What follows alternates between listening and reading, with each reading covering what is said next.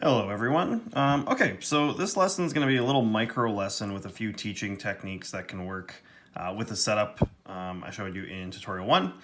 I just got back from the grocery store and I saw this sign which I thought was interesting.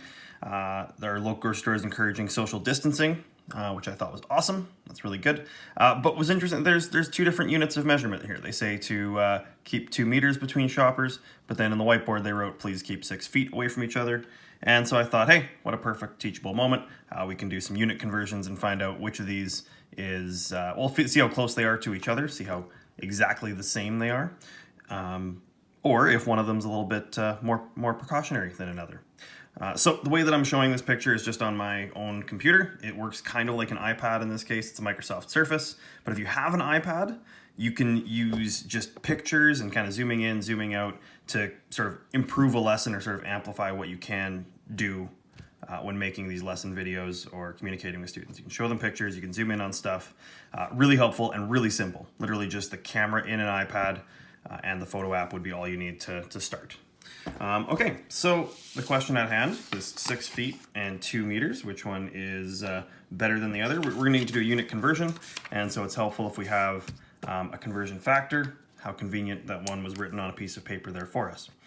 So let's see, 2 meters. If we're following this conversion factor, you could lead through your whole lesson here. I'll kind of jump to the chase. We'd have 2 meters times 3.28 feet for every 1 meter. And so together this looks like we've got 6.56 feet. So 2 meters is 6.56 feet. And so if we're looking at this, I guess this shows us again that I guess the Canadian measurement, the metric one, is taking this pandemic a little bit more seriously than the American imperial recommendation.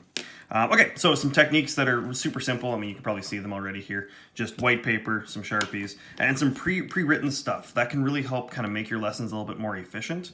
Really small, kind of almost obvious thing to say, but if you just have some stuff written on pieces of paper before you start recording or before you start the video call, can make things a little smoother, a little bit easier. There's a few YouTube people out there that kind of do this sort of thing really, really well. I'm not going to pretend like I'm great or anything like that. So if you want to see some really good examples using kind of this technique of teaching, I'd highly recommend you check out Tyler Dewitt. And he's actually a really good resource even for a lot of areas of science tutorials and YouTube videos on instruction. Really, really, really good. He goes at a really nice pace that's accessible for a lot of students. And you can kind of see how you can take this super simple technique and make it a lot better in a lot of really easy, specific ways. Things like pre-writing things on paper. Things like maybe adjusting the height of the camera a little bit. Maybe making a bit more of a kind of scene. You can always, and so with Tyler's videos too, you'll notice he's had a way that's not that difficult, you could do yourself, of inserting your own face into the video as well. I find that does help kind of follow his instructions and listen to him really well. But it does take some extra expertise. So all I'm saying is you don't need to go quite as high quality. You can go pretty quick, dirty, simple with really simple techniques like this. But yeah, Tyler Dewitt, he's got a YouTube channel. He's really good. I'd recommend him, as well as PatrickJMT.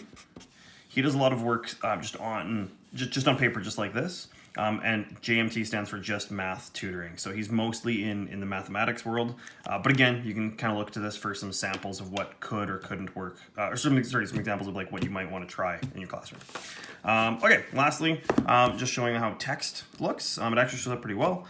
Quick plug for my aunt, Lana Pesh. But yeah, if you want to like read along with students, you can open up the book. You can literally follow along. You can point things out.